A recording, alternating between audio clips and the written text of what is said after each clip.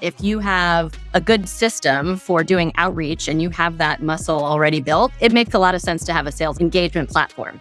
If you have a team that has never written outbound emails before, buying a sales engagement platform is kind of a waste of money. I'd spend it more on getting that right and building that muscle and then having it automated. This is Reveal, the Revenue Intelligence Podcast, here to help go-to-market leaders do one thing: stop guessing. If you're ready to unlock reality and reach your full potential, this podcast is for you. I'm Danny Wasserman. And I'm Karina Owens, coming to you from the Gong Studios. What's up, my Reveal people? Danny's here, joined by none other than Karina Owens. Hello, everybody. The band is back together. And on this episode, we're talking about something near and dear to my heart. Yes, of course, if it's near and dear to my heart, it's going to be enablement. But why this may be relevant for listeners broadly across go-to-market teams, we're talking about tech enablement and how that dovetails into a B2B, a business-to-business sales process. We are living in a world full of tech temptation. Yes, we are bombarded every which way with opportunities to invest in that solution. Or what did you hear from your peer who's using that possible tech Swiss Army knife? What better way to learn the actual ways to triage and determine what makes the best tech stack than Caroline Holt? Karina, hype this lady up. What do we know about Caroline? I'm on it, Danny. This is Caroline Holt, and she is delivering the masterclass of how to build a world-class sales enablement team. She is a person that just nerds out over process and sales and how to make it impactful and determined. And she is just an incredible leader. She currently is the VP of Revenue Training and Enablement at Bonterra. But not only that, she is a sales tech enthusiast, performance coach, and yes, folks, she is a change maker. In this episode, we talk about how sales enablement can look different from business to business. You wouldn't believe what she's currently challenged with at Bonterra. She's going to talk to you about finding out who's responsible for the sales enablement process and recommendations on how to build that world-class enablement, from metrics to training and more. So there is just so many goodies in this episode. You're getting a masterclass for free on how to build a world-class sales enablement program. You ready to go, Danny? Let's hear it from the woman who self-describes herself as the sales nerd. Spin that, DJ. Caroline, thanks for being here. It's so great to see you both. Thanks for having me. Well, we certainly have had the luxury of interviewing fellow enablers in the past, and we want to take a different tack with you, given what is an exhaustive pedigree of enablement experience, having worked at CEB, really pioneering thought leadership, and now being at the helm of a team yourself. A lot of people are asking the questions as it pertains to, well, what are the tools that are essential to me creating an effective sales process so things are repeatable? Or do I then create my process, which then follows, I have created my process, now it needs to be supported by certain tools that are on the market, given there's a gold rush in the tech enablement space right now. Tell us, in your estimation, chicken or egg, does process come first, followed by tech, or does tech then determine how process will unfold? Well, first of all, I love that question because I think that is the fundamental question that most organizations don't start with asking. They start with choosing one or the other, as opposed to recognizing that there are two ways to go. I do think, though, that technology should automate good process and have the people to support it. So I would say that if you have a good system for doing outreach and you have that muscle already built, it makes a lot of sense to have a sales enablement a sales engagement platform. If you have a team that has never written outbound emails before, buying a sales engagement platform is kind of a waste of money. I'd spend it more on getting that right and building that muscle and then having it automated. Love it.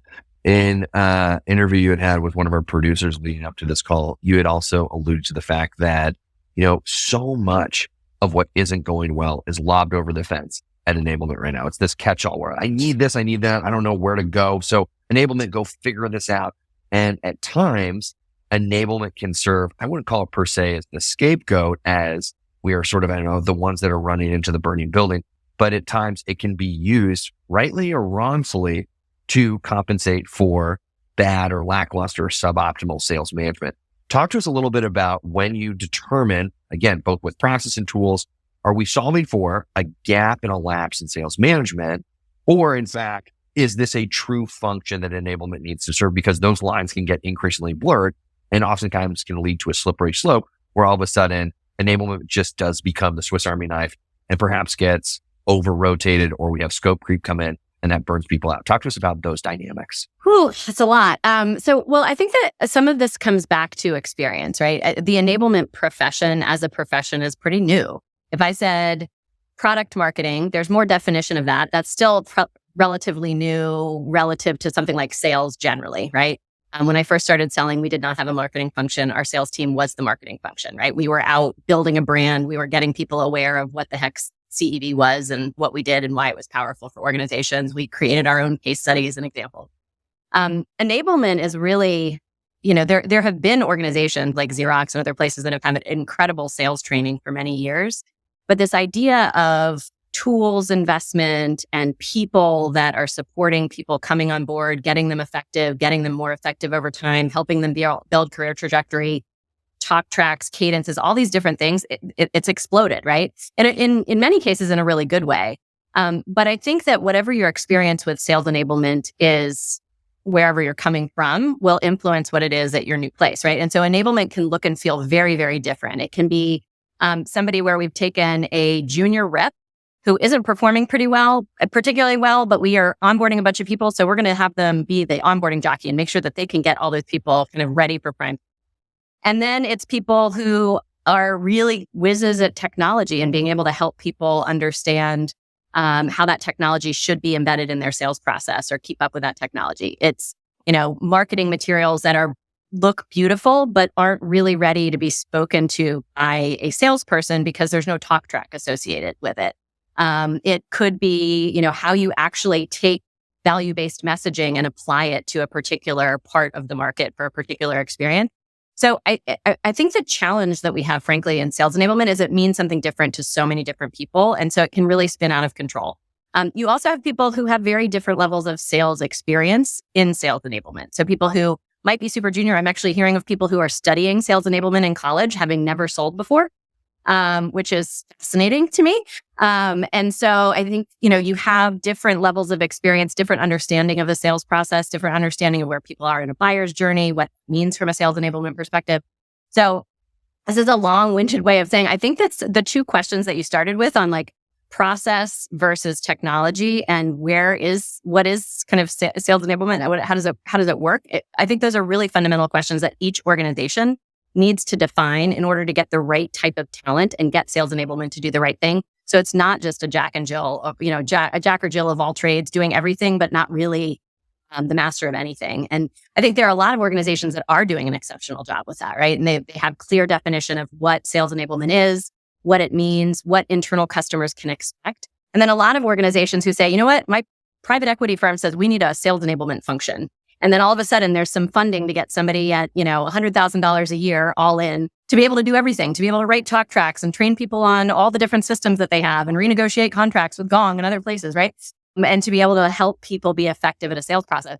So I think if you have the right sort of role definition of what you're trying to get in terms of outcomes, and then scoping the role to build that over time, it's really effective. I think where it starts to go off the rails or it kind of becomes the dumping ground for everything is where sales enablement is seen as the answer to solve a lot of those challenges, whether they may not even be management challenges, right? Sometimes it might be solving for ineffective management coaching. Sometimes it might be solving for scale, but a lot of times it's just solving for information that doesn't exist, but no great place to create it. So that was a really long-winded answer to your question. I'm hoping I got to that answer, but that's how I would think about, the jack of all trades versus having mastery over a few areas within sales enablement that can be impactful. Well, no, it's chock full of richness for both our enablement listeners as well as our sales leaders. I do want to still double click into this idea of inherently in our charter, we want to make the profession of sales easier because it's a grind. It's a grind for the ICs and it's a grind for managers. And yet still we can do everything in our power to recognize the various learning styles that exist out there, cultivate the most deliberate programs. And yet still we have gaps in management. Mm-hmm. And after you've done everything to meet sales management halfway, do you have some sort of barometer, Caroline, on your team that says, hey, like at a certain point, we've done everything we can, and yet still we've got gaps, not in our ICs because they're beholden to instruction from both us and leadership. how do you ultimately then make the determination, man, like there still isn't the, we'll say, contribution from leadership that we need in spite of all of our effort to bring us to that next level or take us over the end zone? What is your barometer for that? And then what's the next step? Is it escalating things to senior leadership? Is this a shape up or ship out? Walk us through that process. Yeah, so that's a great question. And I think some of this starts with role definition of what the expectations are of a sales manager and sales leader. Enablement can be really powerful if we are pushing into the classroom as opposed to being the only place, to develop people. And so I think where I've seen enablement work really well is where we have that partnership with the senior management team around what enablement's job is and what the sales management job is, right? So from my perspective, enablement should be helping define what we're looking for in terms of hiring competencies, understanding how that person, what the background is we're looking for somebody to come in and be successful, and then helping them to develop the skill set they need at the new job that they're in, or help them develop to the next level. So it starts with really definition of what we want those reps to be able to do and what readiness really means and what readiness for the next role means. But then it's the divide and conquer of who's actually responsible for what pieces of, because when you kind of ship people off, somebody starts on day one and then all of a sudden there's a fully formed, ready to go sales rep on day 60. And then that sales rep isn't that effective, then it becomes an enablement problem. But really, where I've seen this work most effectively is where the manager and the enablement team are working closely from day one. They understand before somebody comes in what their background is, what that person's going to need to be successful, what the manager needs to do to drive that success, and assume that person, they played the primary role in hiring the person. That person is on their team, right? So they have the most to gain from their success, but that they are fully integrated in that onboarding and development program to make sure that they're ready. And so, part of this inspiration actually came from seeing my kids in the classroom. So I have three, I'm a little bit biased, but they're three awesome kids, very bright. And when my oldest was going through elementary school, the kind of talented and gifted program, they pulled kids out of the classroom. They took them to a program, they took them to another part of the building. They did all this enrichment work. When my younger two started going through that program, the gifted instructor actually was coming into the classroom and it was benefiting everybody in the classroom, regardless of whether they were kind of tagged as a talented or gifted kid. And so I think there's a lot to be gained from that. You see a lot of that in actual, in pedagogy and education, that if I can help arm all of our sales managers to be more effective at what they're doing, help define for them, hey, these are the things that my team does. My team is going to help make sure that they are getting the skills, but your job is actually to coach them on those skills and also certify them to make sure that they're prepared. We can either do that together, or here's the certification to work off of. We're going to help get them prepared. Your job is to make these 4 certifications across their first month. Then you've got a partnership where we're exchanging information back and forth. Hey, I just did a pre-cert on this. This looks okay. Here are the 2 or 3 areas that they're struggling with. When you do that certification, make sure you dive a little deeper in that, right? That's very different than somebody coming into the field and that VP saying a month or so in, since they first got here, I was noticing some yellow flags. Why didn't you go deeper on this during onboarding? Why isn't this working? Right? So I think that partnership is really powerful. So it kind of inspired in part by what's happening in education in our country, but also just recognizing that enablement is 1 to many. And that sales manager is typically 1 to 7, maybe 10 in a big span. So they should be more available and accessible to do a lot of that daily coaching and development. But if we can teach them to do that more effectively and we can give them the expectations of what that should look like, hopefully it's beneficial for all parties. I really love that personal share that you did. I think so much of that, of what we could summarize to, you have to see it to imagine the art of the possible. And I really respect you calling out the 2 situations, one of where your kids were pulled out and one where your kids were experiencing it in. My background is in education, and I certainly understand the value of bringing more people with diverse skill sets and learning styles to the table. That's where innovation really thrives. So you gave us a really beautiful playbook for kind of how you should be thinking about, connecting and aligning new hires, how to onboard and how to scale those teams. And I love the 1 to many example of enablement with new hires, and then the 1 to few kind of example, right? So 1 to 7 sales rep with reps. If you, Caroline, were to go out and start your own world-class enablement masterclass series, can you give us some tactical things that you would recommend to share to people who are looking to build a world-class sales enablement team?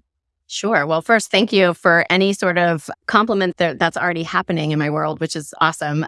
So I think, well, I've had the opportunity to do some of that at Bonterra. So to give you a little bit of the Bonterra story, which is quite stunning, really, we have 11 logos that have come together under the name Bonterra, which is a brand new business name. So Apex, which is a private equity firm, invested in 4 logos, all in the social impact technology space. So our tagline is that we champion the doers of social good.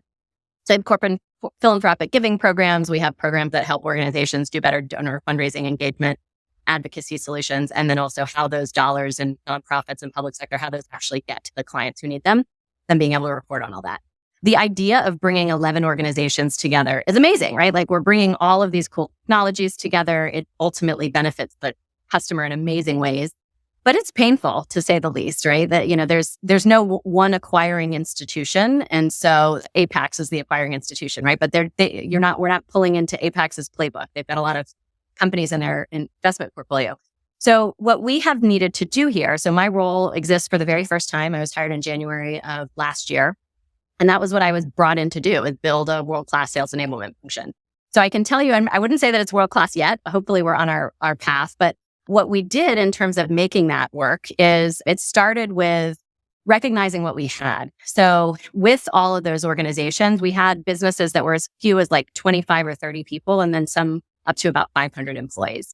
So there were some full-time sales enablement professionals within the business, but they were working on a much smaller scale. So, and to the point that I made earlier, they all have very different expectations of what their jobs were, right? Sales enablement meant something different in each team. So what I wanted to understand first was what good looked like. Where did good exist and how could we replicate that in other parts of the business? When I arrived, we had 92 different instances of sales tech. So just going to let that sit there for a moment. So our focus has been on how we streamline that. Now, the good news for me is that those decisions don't rest with me. I influence them, but that is an entirely different team. Our systems team is handling all that. But enabling that without subject matter experts and all those different tools and instances is really hard, right?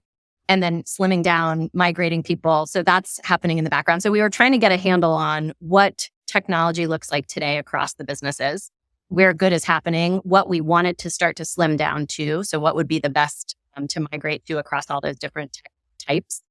And then also looking at commercial skills building. So what was really interesting is when I got here, a lot of our sales reps had a lot of industry experience. So they had come from the political world or the nonprofit industry, in some cases former teachers, but had not had sales experience. So they had learned to sell here, which meant that they had been doing really great things, but not necessarily at the level of expectation that our investors were looking for sustained, scalable growth, right? So what I wanted to do first was understand what good looked like and where those pockets of goodness lived.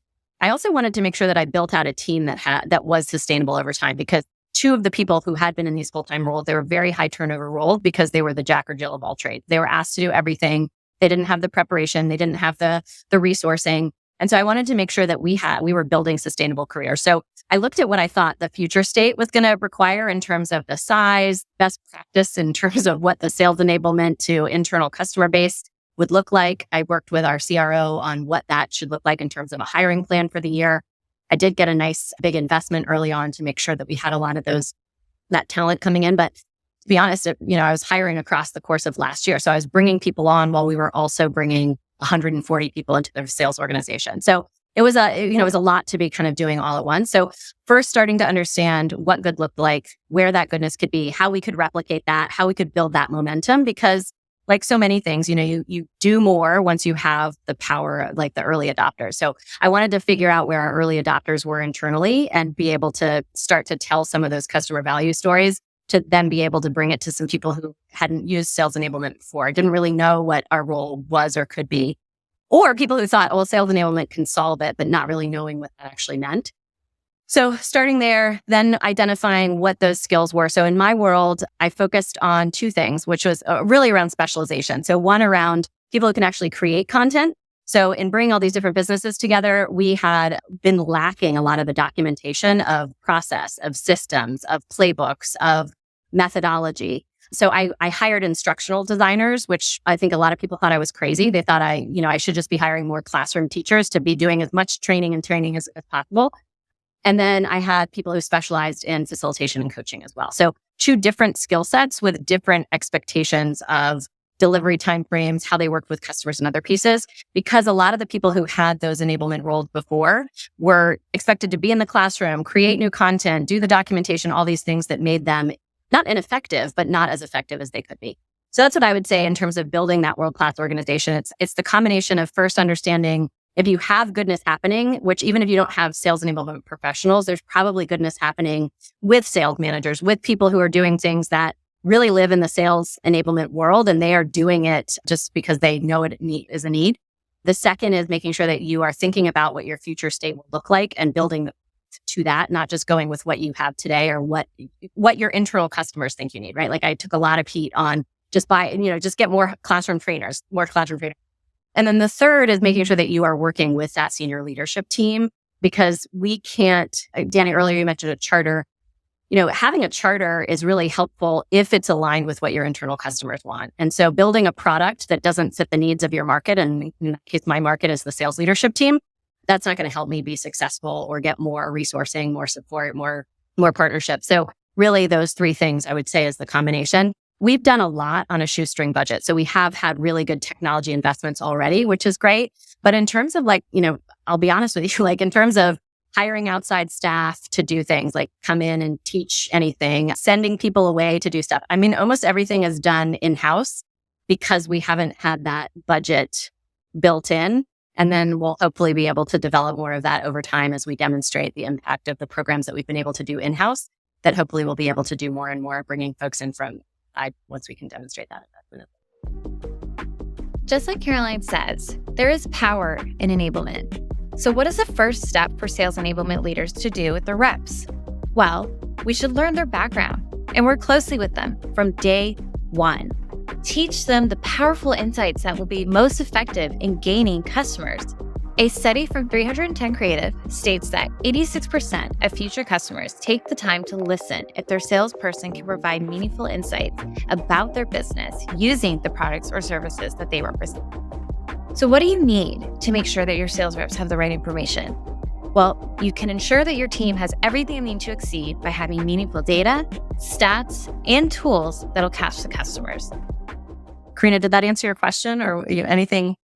I love it. That's the masterclass 3-step framework to how you should effectively build. What are the main things you think beyond, so you've built this, right? What is the next thing to do to scale that? So obviously today we live in an environment where everyone's talking about doing more with less. How does technology not fixing the problems? We have too much tech debt. So how would you think about scaling this over time, given the current climate that we're in? Yeah, unfortunately, I'm very familiar with that problem. I had to lay off half of my staff in January. So I went from almost 10 to 5 in a day. And so that was really challenging. I'm delighted that several of my staff have gotten new jobs, which is awesome. But I think that you see that across the landscape, particularly because it is an overhead cost, right? And so it's, if you're not performing from a revenue perspective where you'd want, and you've got overhead, that's an opportunity to cut. So I think, first and foremost, obviously, scale is really important, but demonstrating value is really important too. And so one of the things I think I used in several people have reached out to me about it, but I said in one podcast at one point that having metrics is kind of like your 401k plan, right? It's the thing that you actually do first. You got to pay yourself first, identify what those metrics are, and be tracking and demonstrating those so that you're showing the impact of the work that you're doing on the organization's revenue. And then, so I think that's I would say that that's table stakes. But in terms of actually scaling the business, so some of the things that we've tried to do with fewer people we have, in fact, just this last week on our all hands meeting, we rolled out a quarterly calendar. So we have what I call Manic Mondays, Tech Tuesdays, and Fundamental Fridays. Manic Mondays are just an office hour where you can drop in with whatever technology issues you have. How do you use Gong to do this? Hey, I heard this happens. I've got this deal, all the things that you might get pinged about if you live in sales enablement on any given day. We've now got an hour each week where you can dial in for that. I used to run it as a coach's corner kind of thing, but we're doing Manic Mondays. Tech Tuesdays, we have huge tech investments that we've made as a business. And if I can do nothing else, that more than, we're locked into these contracts. I want to optimize the heck out of them for the reps' benefit so that they're getting the most out of these solutions, but also so that we are feeling good about having made these investments, right? And so we have a rotating, the 6 most frequently used technologies we have on a rotating basis now. So every Tuesday you can dial in for an hour and we've got a particular focus. Gong is happening in 2 weeks. And then we have Fundamental Fridays. So outbound prospecting and commercial skills. So discovery, value demonstration, pricing negotiations, really being able, to take people through those key components, and then 2 professional skills. So each quarter, reps can know that on any given Monday, Tuesday, Friday, they have a way to get resourcing that they need for help, but they're designed to be much more hands-on. So it's roughly 10 to 15 minutes of content, but almost all role play activity so that they can walk away doing something totally different than they did when they came in, which I think, when we talk about one to many, before the layoff, I had one individual aligned to each of our 4 primary lines of business. I don't have that now. So I have one person who's the facilitator for all of those. And that's the best way for us to scale, at least in the short term. I really love the kind of taglines of all the different days and the specific purpose and the fact that it's intentionally hands-on and that your team can look forward to that. And they don't feel like they have to carve time out of their own personal schedule, but you guys have already thought forward and said, hey, we're going to be empathetic here and we're going to carve out time just for these 3 foundational skill sets that they're going to constantly need to be revisiting, because it's never just set and forget it, right? Like you always have to revisit, whether it's a talk track or a way of doing business or a way to use technology. So those are great examples. Yeah. And I'll say, it's already started to cut down on what we're getting as inbound intake as well, right? Because those are the same things that we get asked for over and over again. And so instead of doing them in a team meeting format or with, 10 people, if we can get 40 people on a call and have them work in breakout groups, it's not as perfect perhaps as if we are just working with one business and using their terminology, but it works well enough. And so we'll see in another month or so what the verdict is on how they're actually performing. But I think it'll be a really nice way to be able to make sure that people who want that training will have access to it. And then hopefully it'll help our team as well be a little less reactive and more active. One of the things you mentioned that to me feels like a quandary across all enablement, I'd be curious to get your take on this, Caroline. More and more expectations are being thrust upon enablement, and some pretty lofty, high expectations when you think about, hey, like we're getting, beaten up in the enterprise. And you're talking about then supercharging and sharpening and training tenured sellers who have been around the block a few times, who have a very high bar for what are you going to teach me that I haven't already heard? Yeah. And you're talking about in the exact same breath, your team is getting slashed in half. And you're thinking about also the very pervasive misunderstanding of how essential and vital enablement is. So you're under-resourced or you're understaffed or you're underfunded. And trying to think about reconciling, we have to train these enterprise strategic senior sellers, but all I can afford is someone who maybe studied enablement in undergrad, who's actually never even sold before. How do I not set them up for failure where the demands and expectations outstrip their experience? Yeah. What is that sort of, reconciliation process that you've been able to handle, knowing that the needs exist, but the supply of talent and resourcing that you have may not be commensurate with what's being asked of you? Yeah, I think that's an excellent question. And honestly, it goes back to that earlier piece around what are we trying to drive as outcomes and who are we trying to drive it with, right? It does not matter. That person out of school or frankly, who's done selling for a year or 2 is not going to be able to train that in that enterprise rep. So then it's really, how do you actually get that group trained, which I think gets back to the pushing in, right? So if we can help harness some of the great ideas from those enterprise reps and have them teach each other, or if we can document what the sales leader should be teaching, but otherwise would be in like an ugly PowerPoint deck, or they would just be speaking to a group of people without any slides, or would be something that really should be sent out as an email, but they are reading from a PowerPoint deck. Like there are things that enablement can do, but they lend themselves more to how do we take what the right practices are? Could be even research, right? Like Karina and I chatted just a week or 2 ago on ABX, right? And so that's an area that we're trying to increase our muscle at Bonterra.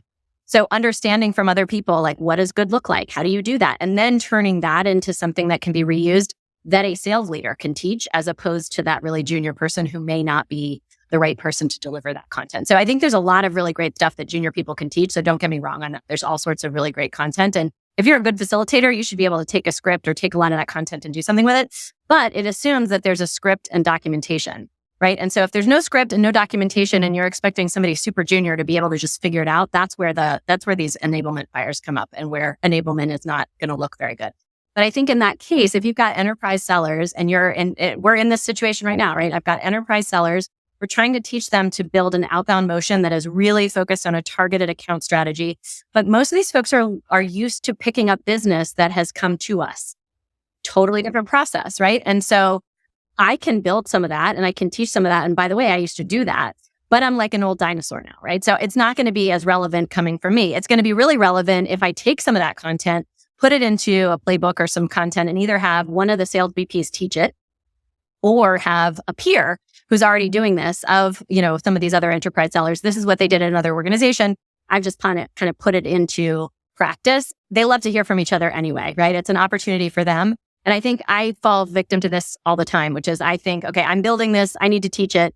But I was just reminded the other day by one of our sales managers. She said, everybody wanted to hear what I had to say. And then I became a sales manager and nobody gave two shit. Sorry for the language, but it's true, right? And so I think sales enablement often feels like our job is to create the content and teach the content and certify on the content. And that is boring as hell for a lot of the people that are in our midst. And so to the extent that we can use real examples of people's work, showcase what they've done, identify that as an example of best practice, have them teach that, can be really powerful. You can also teach them to teach the stuff that you want them to be telling other people. But again, this gets back to, so if you have a really junior person, then they need to be reporting into somebody really senior who can help do that, make that influence. If they're reporting into somebody in the revenue systems team, they're not going to have that internal gravitas. They're not going to be able to make that ask of a sales leader in the same way. When you think about the gravitas it takes to covet and garner the respect, attention, mind share, whatnot of that senior leader or those senior sellers, I am wondering, while we can teach these side door, back door hacks, especially for people that are sort of put into that circumstance, are you also, in the same breath, as you've been around enablement for so many years now, are you starting to see that CROs and CFOs are saying, well, maybe we need to pony up and not just hiring these early in career folks, but in fact, we need our senior AEs to operate like management consultants. So now it's finally time that we're going to hire former management consultants with the vernacular, with the pedigree, with the lexicon that requires, for that role.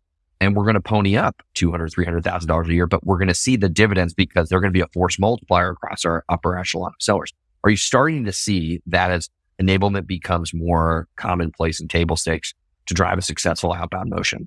I think it is. I think the challenge for people like me who are in that type of talent is that job can be really boring. Like if I, at this level and how long I've been in role, I don't want to be coaching enterprise reps, right? I do that in my consulting business for a pretty fat hourly rate. I don't want to do that full time, right? And so there's this interesting disconnect, right? You've got really junior folks and then you've got really senior folks, but a lot of those really senior folks like I am are looking to have a team underneath them that we can cultivate and develop to build a world-class organization. So the types of organizations that can afford that have at least, 1,500 employees, maybe 5,000 employees. They have at least 150 salespeople, right? And so there's a group of organizations that could afford or would put money behind that. But most of a lot of times I get a lot of really amazing solicitations from very cool companies, but they want me to be a one-person show, just pay me what I want to be paid, but still do all the stuff that I don't want to do. So I think that's hard to find as the people who really want to be an individual contributor for an enterprise team. And I think that's actually where most organizations, if that's really what they're looking for, they should be hiring out for that from a coaching perspective. They should have a sales methodology that's common to their organization that everybody's trained on, but then they should just be taking some of their stronger reps and putting them through regular coaching if that sales leader is not the right person to do that for them. I think that's a fair point, and I would feel exactly the same way if I was at that pedigree. And it's exactly what the climate is pushing out right now, to just be everything all at once. Maybe name the price, maybe not, but yeah, appreciate your sentiment there. Caroline, you have just given us, I really do think we could wrap this up and call it your masterclass of how to approach world-class sales enablement. But we just have one final question for you, and it's a little bit of a thinker. So our last question for you, Caroline, is if you were to describe sales in one word, what one word would that be? Oh, that's easy. Opportunity. Oh, tell us more. So, I mean, obviously there are opportunities that you create in Salesforce or wherever, but I think there's just opportunity everywhere in sales. I think it's a craft that you can continually improve upon, which is why people like me exist. It is an increasingly artistic and scientific marketplace. So there's tremendous amounts of opportunity for how to enhance that. But I think sales is really just an opportunity to connect two people, one person who has some sort of problem or need with somebody else who has something that could solve it. And so it's kind of constantly finding what that right balance is and those right matches to be made. So I just think of sales as opportunity, constant opportunity, and the glass is always half full. I think that's the first we've had that one word answer before, and it's a beautiful answer. Thank you. Yeah, it gives you hope. It gives you that endless freedom to be creative and think outside the box, and that growth mindset that, companies need. So yeah, that was a great answer. Thank you. Well, Danny, any parting remarks to your fellow brethren here?